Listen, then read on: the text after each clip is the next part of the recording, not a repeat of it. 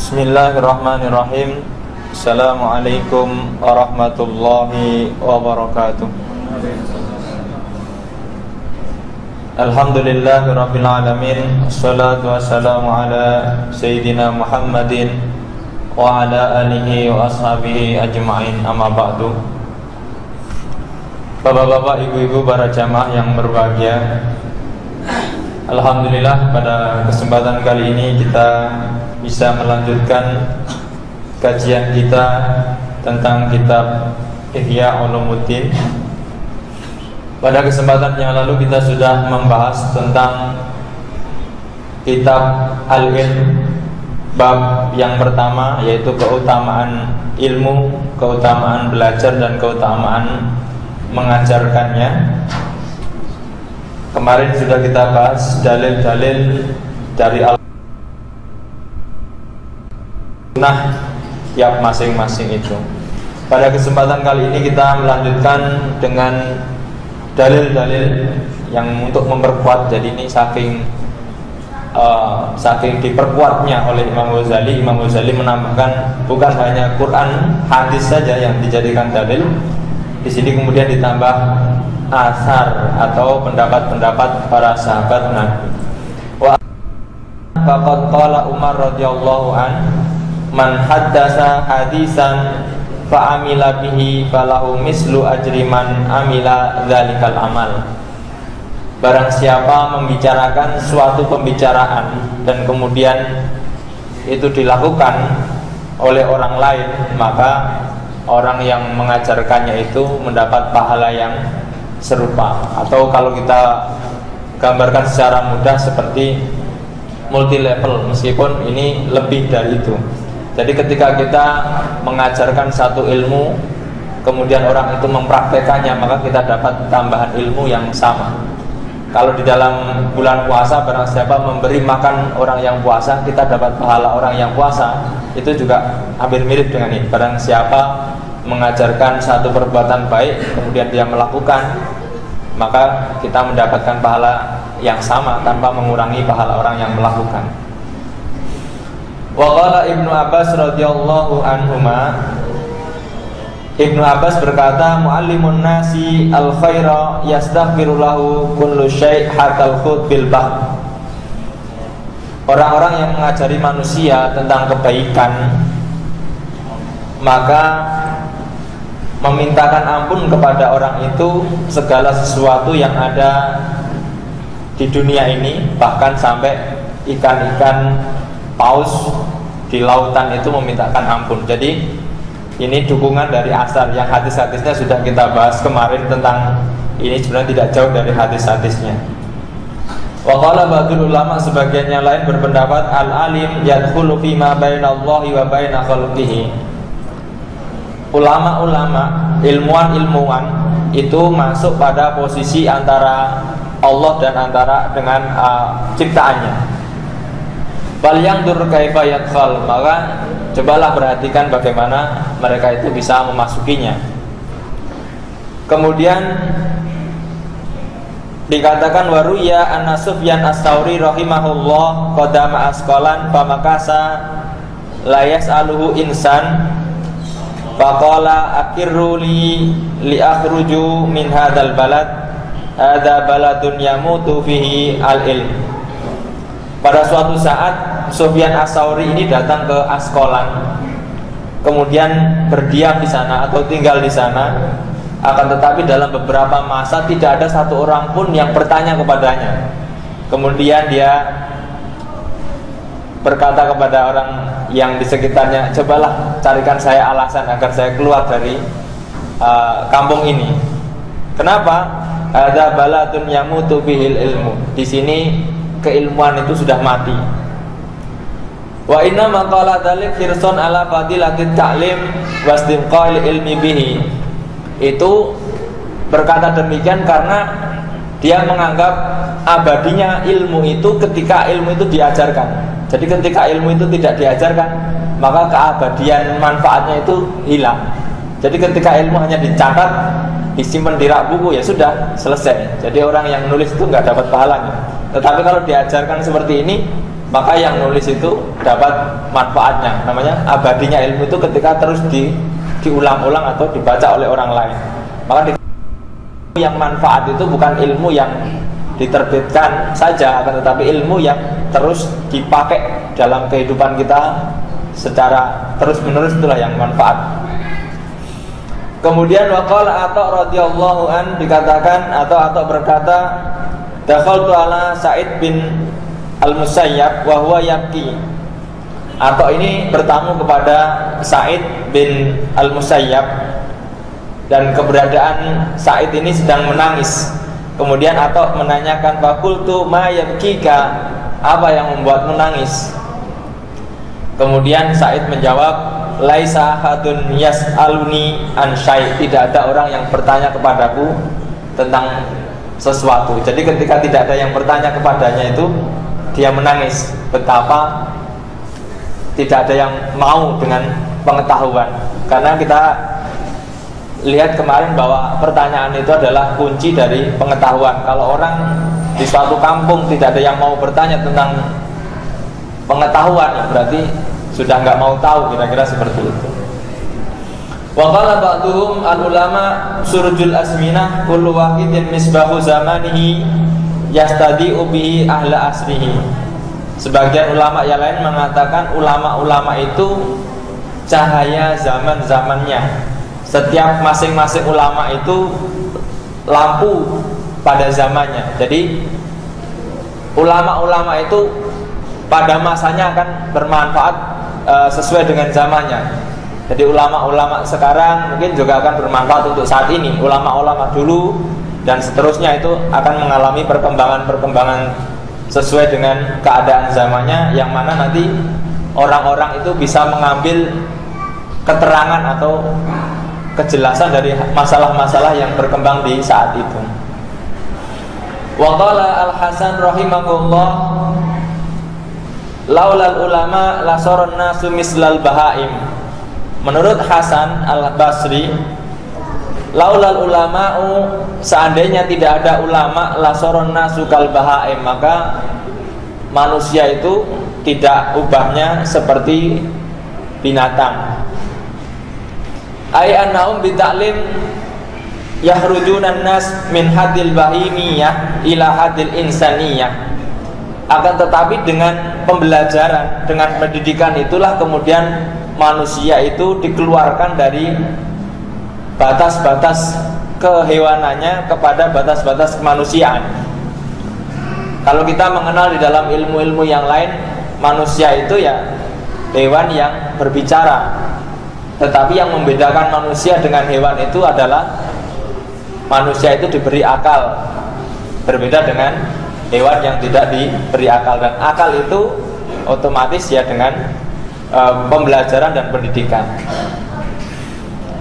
Kemudian waqala Ikrimah berkata, inna lihadal ilm samanan, ilmu itu ada harganya. Qila wa ma huwa, dan apa harga itu?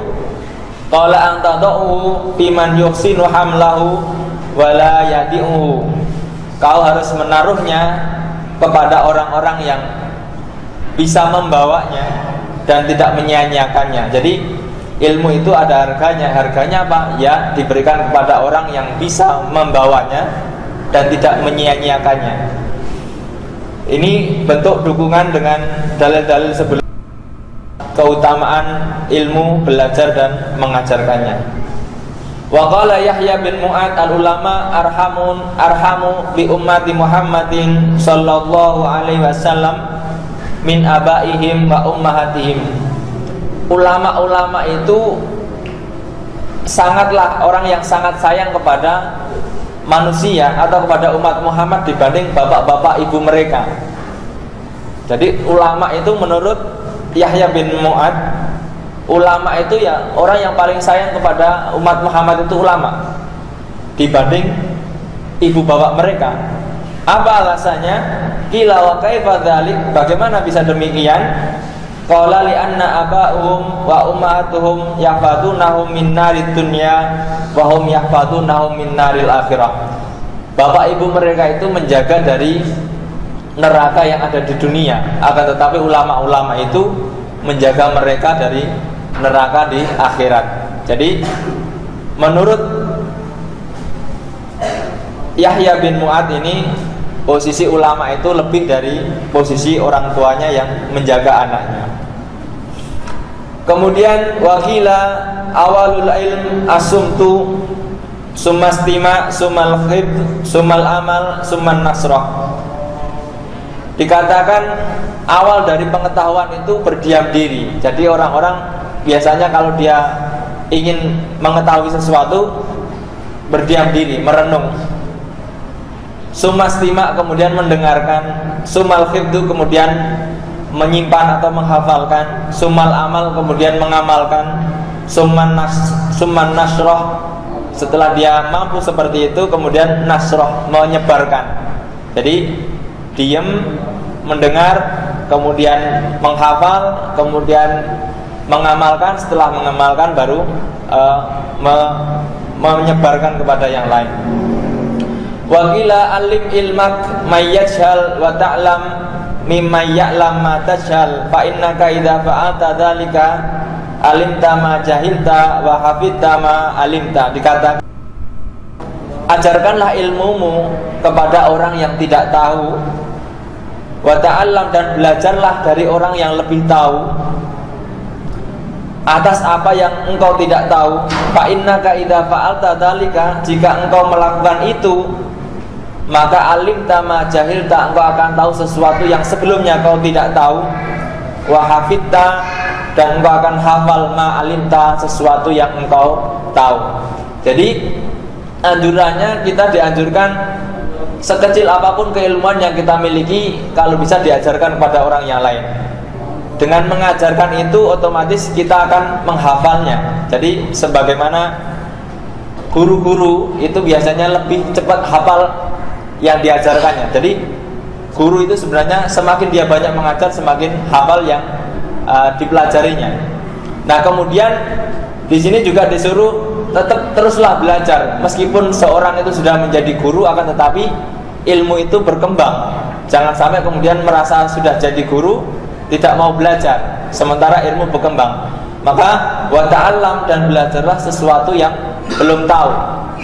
Maka ketika itu dilakukan, dua-duanya dilakukan, mengajarkan dan belajar, maka otomatis dia akan menghafal sesuatu yang sudah ia tahu, dan dia akan mengetahui sesuatu yang sebelumnya tidak tahu. Diakui atau tidak, contoh misalkan dalam kehidupan kita, guru-guru kita yang mungkin sudah sangat hebat, sudah profesor, doktor, kadang-kadang untuk zaman ini mau tidak mau dia harus belajar komputer, mau tidak mau dia harus belajar gadget yang terbaru untuk mengikuti perkembangan zaman. Saya punya guru misalnya di Al-Azhar dulu. Jadi zaman dulu belum ada komputer, jadi dia menulisnya manual, tulisan tangan. Jadi untuk takhris hadis, untuk mencari referensi itu masih dengan manual. Padahal saat ini anak-anak didiknya sudah lebih canggih. Jadi searching sudah dengan komputer, lebih cepat dan lebih tepat, kira-kira seperti itu. Maka guru itu kemudian ya juga harus mengikuti perkembangan ini untuk mengajar murid-muridnya yang sudah jauh maju. Termasuk kita, kalau kita tidak mau berkembang sesuai dengan perkembangan pengetahuan, ya kita akan ketinggalan dengan murid-murid kita. Kira-kira seperti itu contoh-contohnya, bahwa tidak ada ceritanya orang yang selesai untuk menuntut ilmu. Kalau kita bisa melihat dasar-dasar yang ada di dalam hadis Nabi, bahwa kita diharuskan belajar sampai selesainya kehidupan. Dikatakan juga waqala Mu'ad bin Jabal fit ta'lim wa ta'allum wa ra'aituhu aidan marfu'an. Mu'ad bin Jabal mengatakan di dalam hal belajar mengajar ini, dan menurut Imam Al-Ghazali dikatakan, dan sepertinya ini juga termasuk hadis yang marfu', ta'allamu al-ilma fa inna ta'allumahu lillahi khasyah. Pelajarilah sebuah pengetahuan, karena mempelajari itu adalah termasuk takwa. Jadi orang yang belajar itu termasuk menambah ketakwaan. Wa talabahu ibadah, mencari ilmu itu terhitung ibadah. Wa mudarisatahu tasbih, dan mengulang-ulang atau menderes, kalau bahasa daerah kita, daerah Jawa mungkin, menderes ilmu itu seperti tasbih. Jadi kita mengulang-ulang itu, pelajaran itu adalah tasbih. Wal bahsu anhu jihad, dan kemudian membahas atau mengkaji lebih dalam itu termasuk jihad. Wa ta'limuhu man la ya'lamuhu shadaqah, mengajarkan kepada orang-orang yang tidak tahu itu hitungannya sedekah. Jadi memberitahu kepada orang yang tidak tahu itu termasuk sedekah yang mungkin sadar tidak sadar kita akan mendapatkan pahalanya. Kemudian wabadluhu li ahli korbah, dan menyerahkan kepada ahlinya itu termasuk upaya mendekatkan diri kepada Allah. Wahwal anisu fil wahdah, ketika orang punya ilmu itu dia dalam keadaan sendiri pun akan merasa tenang. Wasahib fil khalwah, dan menjadi teman di saat dia menyepi. Wadalil aladdin, dan ilmu itu penunjuk agama. Wal musabbir ala sarra'i wad dharra, ketika orang punya ilmu itu akan merasa tenang ketika menghadapi masalah-masalah krisis atau masalah-masalah kesusahan. Jadi berbeda bentuknya atau berbeda kondisinya ketika orang itu punya ilmu atau tidak. Itu bisa dilihat misalkan dalam keadaan panik. Kalau orang punya ilmu, sepanik apapun dia mungkin masih terjaga, masih stabil ininya. Padahal kalau orang panik itu biasanya lost control. Jadi kalau orang panik lost control. Makanya ketika orang-orang sudah punya ilmu, biasanya malah tidak panik meskipun keadaan itu panik. Ini tingkatannya sudah tingkatan yang lebih tinggi lagi. Jadi la khaufun alaihim wa lahum yahzanun, ya orang sudah dekat dengan Allah itu apapun yang terjadi ya tidak ada panik sama sekali. Jadi ibaratnya mau dilengser kayak mau di apa, biasa saja. Itu orang yang sudah punya ilmu yang cukup tinggi lah, kira-kira seperti itu. Jadi tidak ada perubahan raut muka, tidak ada. Jadi kalau dikatakan di hadis lain nanti kita akan mengenal tentang sabar itu, ya bagaimana sabar itu ya as-sabru bi sodamatil ula, orang yang tidak terpengaruh dengan kejadian yang terjadi pada dirinya, itu dikatakan sabar yang tingkat tinggi. Jadi ketika bapak ibu misalkan ditelepon oleh istrinya atau anaknya, mobilnya hilang misalnya, tapi biasa saja, itu sabarnya sudah tingkat tinggi. Hilang ya sudah, nanti cari lagi, kira-kira seperti itu. Itu sudah. Meskipun bisa beli lagi, kadang-kadang masih ada, waduh, kan gitu. Kira-kira seperti itu masih, ya itu perlu latihan, dan latihan tentunya dengan menambah ilmu-ilmu yang lebih dalam. Kemudian dikatakan juga wal wazir indal ikhla, teman sejawat ketika kita ya diasingkan oleh orang. Ya dalam kehidupan itu mungkin kita akan mengalami yang namanya diasingkan, meski secara maknawi atau secara real. Kadang-kadang dalam kehidupan kita akan dikucilkan orang, kadang-kadang entah karena kita berbuat benar kemudian yang lain tidak, atau kita yang berbuat salah, kadang-kadang dikucilkan. Akan tetapi orang yang punya ilmu, ya kita akan melihat orang-orang yang punya ilmu dan dikucilkan. Contoh Imam Bukhari dan sebagainya, sepinternya kayak itu kadang-kadang juga dikucilkan sama orang. Tetapi kalau dia punya ilmu, tenang-tenang saja, ya ibaratnya sudahlah hidupku untuk Allah dan sebagainya. Wal qarib indal ghuraba, dan teman dekat ketika menjadi orang-orang yang aneh, atau ghuraba itu orang-orang yang minoritas. Jadi kalau orang-orang minoritas dia nggak punya ilmu, itu sudah kebakar terus, pengennya tengkar. Ya, kalau di Indonesia kan kita mayoritas, jadi nggak merasakan itu. Tapi kalau misalkan kita di Rusia atau kita di Eropa, ya mau nggak mau kita menjadi minoritas. Tapi kalau ilmunya kita tinggi, kita bisa melampaui itu, dan kita tetap bisa hidup dengan keadaan yang tertindas itu. Bapak-bapak, ibu-ibu yang dirahmati Allah, ini dikatakan wa manaru sabilil jannah, dan menjadi obor penerang jalan ke surga.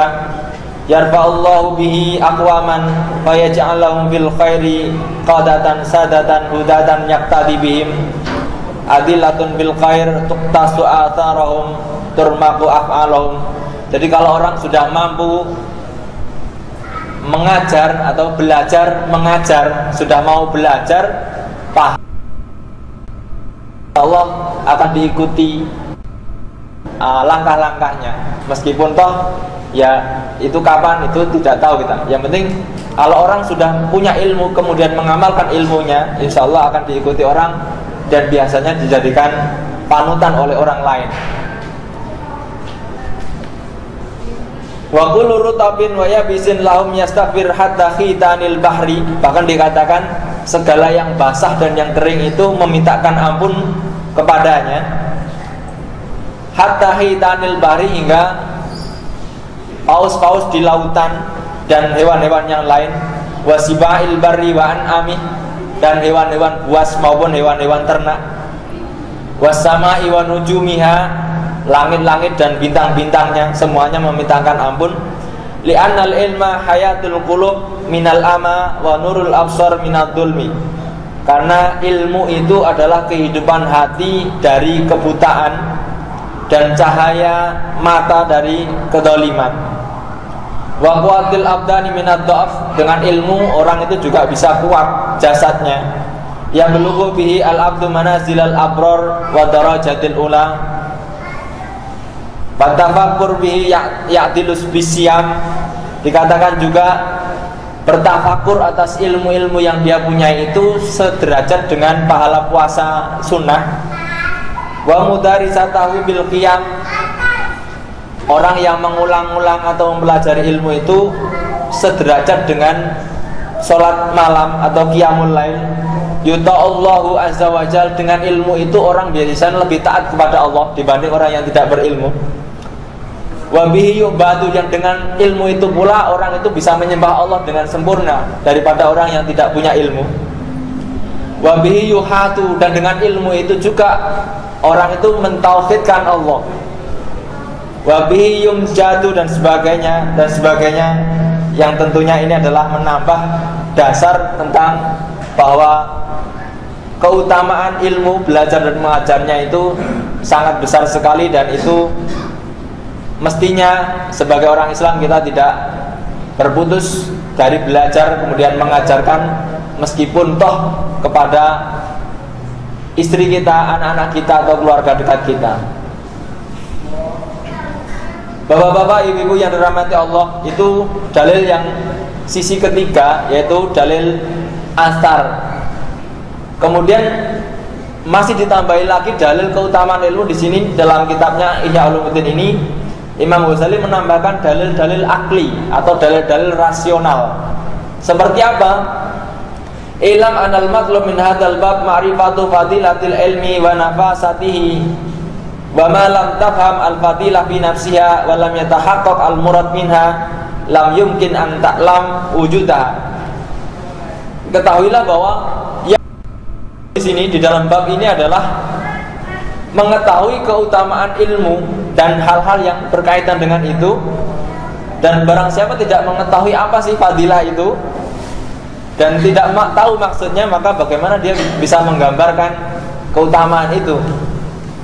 Kemudian falaqad dalla anit tariq man tama ayyarifa anna zaidan hakimun amla wa huwa ba'da lam yafham makna hikmah wa haqiqatiha. Gambarannya begini. Bagaimana orang itu bisa mengetahui kalau si fulan, atau di sini contohkan Zaid itu orang yang bijaksana. Lah sementara dia sendiri nggak tahu bijaksana itu apa.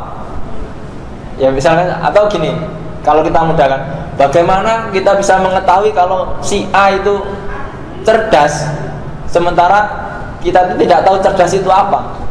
Nah, maka kemudian dijelaskan oleh Imam Ghazali wal fadilatu, kata al-fadilah itu ma'khudatun minal fadl, diambil dari kata al-fadl bahwa az-ziyadah, yaitu adanya tambahan. Keutamaan itu bukan berarti kemudian mengalahkan yang lain, tidak. Yang dimaksud utama itu apa sih? Utama itu adalah tambahan, adanya tambahan. Faida tusyariku syai'an fi amrin wahtasahaduma bimazid. Jadi ketika ada dua hal di satu qadhiyah atau di satu macam bentuk, dan kemudian satu yang lain itu lebih unggul dibanding yang lain, itulah namanya keutamaan. Jadi bukan kemudian menafikan yang lain, tidak. Contohnya bagaimana? Di sini dikatakan